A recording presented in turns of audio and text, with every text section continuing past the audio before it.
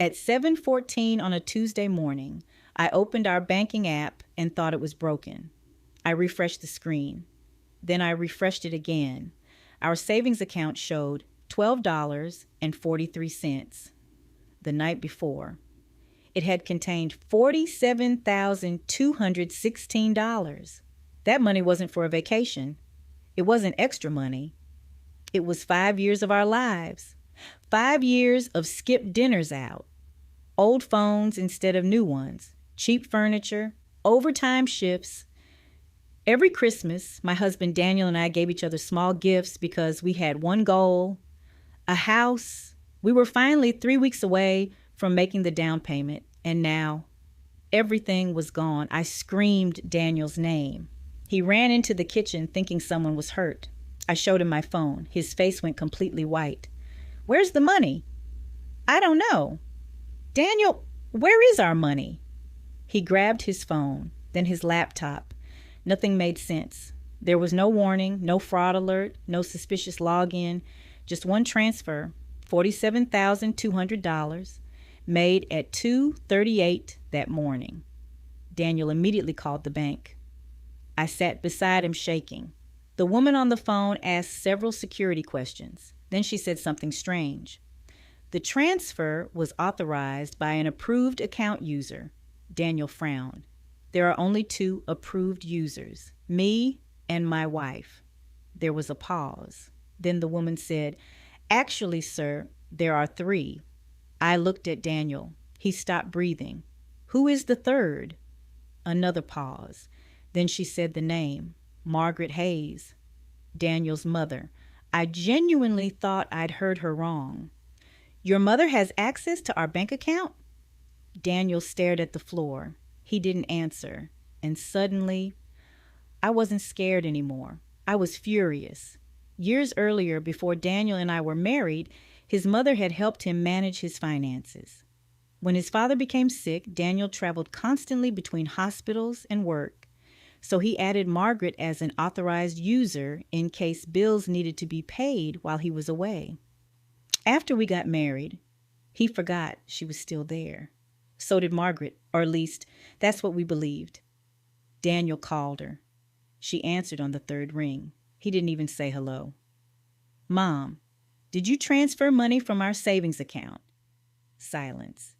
Then she sighed. Not shocked, not confused, annoyed. "Daniel, please don't start." My stomach dropped. He put the phone on speaker. "Where's the money?" "Your brother needed it." That was it. No apology, no explanation. His brother Michael had always been the disaster of the family. Failed businesses, credit cards, gambling, loans. Every 6 months there was another emergency, and every 6 months, Margaret rescued him. Daniel had stopped giving Michael money years ago. Apparently Margaret hadn't. "You stole $47,000 from us." She laughed. Actually laughed. "Don't be dramatic. Michael is your brother." I couldn't stay quiet. "That was our house deposit." Margaret immediately changed her tone, cold. "You'll earn more."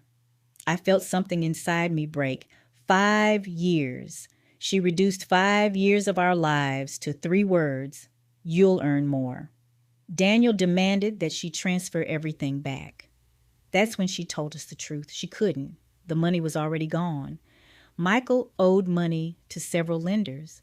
Margaret had transferred our savings to him, and he'd paid them immediately. I looked at Daniel. He looked destroyed. Then Margaret said something I'll never forget. "Family comes before money." Daniel stared at the phone, then quietly replied, "My wife is my family." Margaret went silent. It was the first time in 12 years I'd heard him speak to her like that. He hung up and called the police. That's when everything exploded.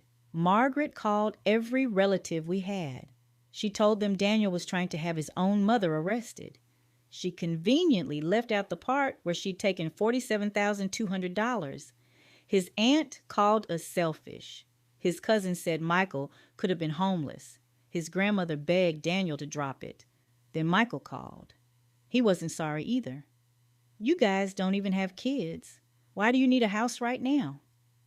Daniel ended the call that night. He cried. I'd seen my husband cry twice before, when his father died and on our wedding day. This was different. I gave her access, he whispered. This is my fault. I wanted to be angry with him. Part of me was. But when I looked at him, I saw someone realizing that the woman he trusted most had used that trust against him. The investigation moved quickly. The bank records were clear. Margaret had logged into the account, transferred the money, then deleted the transaction notification from Daniel's email because she still knew the password to an old account he'd connected years earlier. This wasn't impulsive. She had planned it. That hurt Daniel more than the money. We hired an attorney. Margaret begged us not to. Then she threatened us. Then she cried. Then she blamed me. According to her, I had changed Daniel. Before me, he understood what family meant. Eventually, she agreed to repay the money rather than fight us in court. But there was a problem. She didn't have $47,200. She sold her second car, cashed out an investment, and borrowed money against her house. We recovered about $31,000. Michael never returned a cent. Our dream house sold to another couple. For months, I couldn't even look at real estate listings. Every house reminded me of what we'd lost. But something unexpected happened. Daniel changed. He closed every shared account, changed every password, removed his mother from every document, and for the first time in his life, he stopped trying to keep everyone happy. A year later, we started saving again. 2 years after that, we bought a house, smaller than the one we'd originally wanted, older. The kitchen needed work. The backyard was mostly dirt. But on the first night, Daniel and I sat on the living room floor eating pizza because we didn't have a dining table yet. He looked around and smiled. Nobody can take this one from us. Margaret has never been inside our house. She has never been given a key, and she never will. Sometimes people ask if losing $16,000 permanently was worth destroying a family over. But they're asking the wrong question. We didn't destroy the family over money. Margaret destroyed our trust when she decided that what belonged to us was hers to give away. And the morning I saw $12.43 in that account, I thought we'd lost 5 years of our lives. I was wrong. We lost something else that morning. Someone who had never respected us in the first place.